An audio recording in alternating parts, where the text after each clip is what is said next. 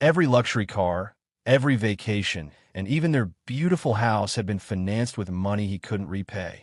Worse than that, she said, her voice shaking, he opened credit accounts in my name. I felt my stomach tighten. Without your permission? She nodded. I trusted him. I signed papers without reading them. Just then, her phone rang. The caller ID showed Ryan's name. She declined the call. A second later, another message appeared. If you tell anyone the truth, you'll regret it. I looked at my daughter. For the first time since she married him, I didn't see a confident woman trying to impress the world. I saw the little girl who used to run into my arms after a bad dream. I reached across the table and held her hand. You don't have to face this alone. She squeezed my hand tightly. Then she looked at me with fear in her eyes. Dad, there's something even worse that I haven't told the police yet. The day I discovered that $500,000 had disappeared from my investment account, I thought someone had hacked the bank. I never imagined the transfer had been authorized by my own son. What hurt even more was that he believed he had stolen the last thing I owned. He had no idea I was still the majority owner of the company where he proudly called himself CEO. If you've ever trusted your own child more than yourself, you'll understand why I still remember every second of that day. The names, places, and events in this story are fictional, and the visuals shown are only to help tell the story. My name is Richard Lawson. I'm 71 years old and live outside Dallas, Texas. 40 years earlier, I started a small manufacturing business in an old warehouse with 2 employees and a second-hand machine. My wife, Linda, handled the paperwork while I worked 12-hour days building the company from nothing. After Linda passed away, I slowly stepped back from daily operations. My son, Ethan, had earned an MBA and convinced me it was time for a younger generation to lead. You've carried this company long enough, Dad, he told me. Let me take it to the next level. I believed him. I made him CEO, but quietly kept my majority ownership through a family trust. I never mentioned it because I wanted him to lead without feeling like I was watching every move. For the first year, things seemed fine. Then Ethan changed. He stopped asking for advice. He replaced longtime employees with expensive consultants. Every conversation became about profits, status, and investors. One afternoon, he looked around my modest home and laughed. Dad, you could live like a millionaire if you stopped thinking like a mechanic. I smiled. I already have everything I need. He didn't understand. A week later, I visited my bank to prepare for retirement. The manager looked at my account and frowned. Mr. Lawson, did you authorize a transfer of $500,000 yesterday? I felt my heartbeat slow. What transfer? She turned the screen toward me. Every dollar in my investment account was gone. The authorization record showed a familiar name. Ethan Lawson. I stared at the bank manager, convinced there had to be a mistake. My son, I asked quietly. She nodded. The transfer request was completed using your online credentials, but our records also show it originated from a device registered to Ethan Lawson. I couldn't believe what I was hearing. There has to be an explanation. She folded her hands. I hope there is. That's why I want to speak with you before reporting this as fraud. I called Ethan immediately. He answered on the second ring. Hey, Dad, I need you at the bank. Now. 45 minutes later, he walked into the manager's office wearing an expensive suit and an expression that quickly changed when he saw the account statements. Dad, what's going on? The manager slid the documents toward him. Mr. Lawson, can you explain this transfer? He looked at the paperwork for several seconds before speaking. I borrowed the money. I stared at him. You borrowed $500,000 from my retirement account. I was going to put it back. You never asked me. I couldn't.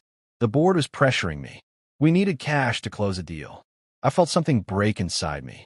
You risked everything I saved because you thought you knew better. He looked down.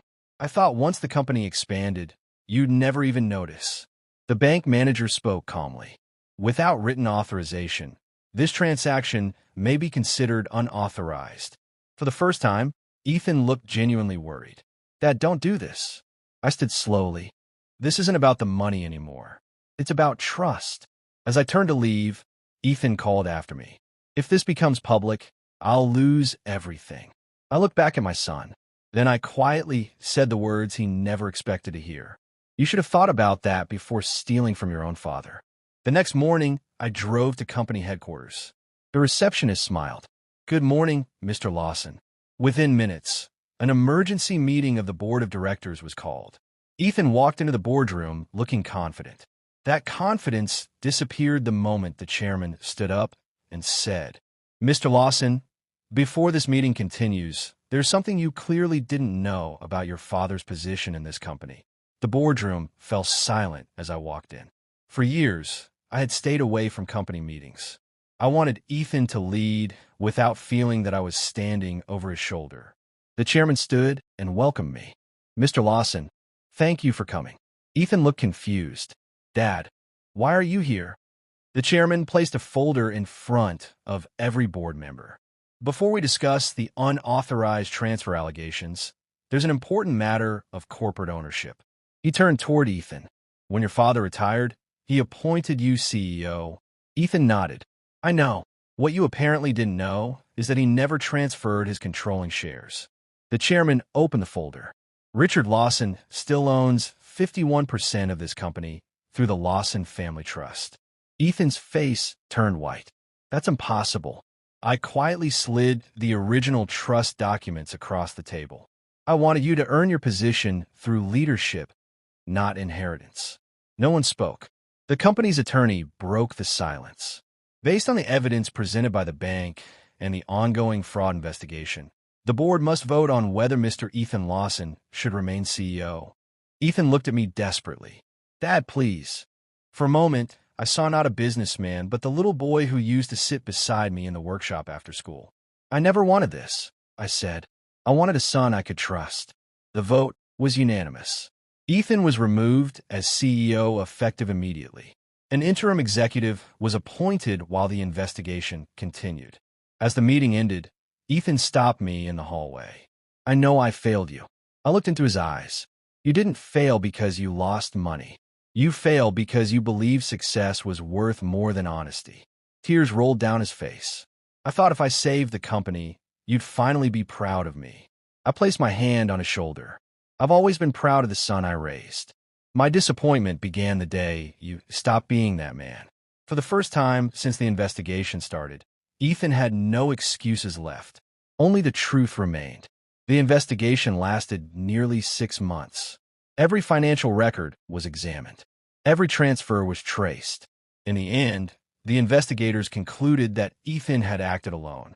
He had taken the money, believing a risky business acquisition would save the company and allow him to return every dollar before I ever noticed. Instead, the deal collapsed. The money was gone.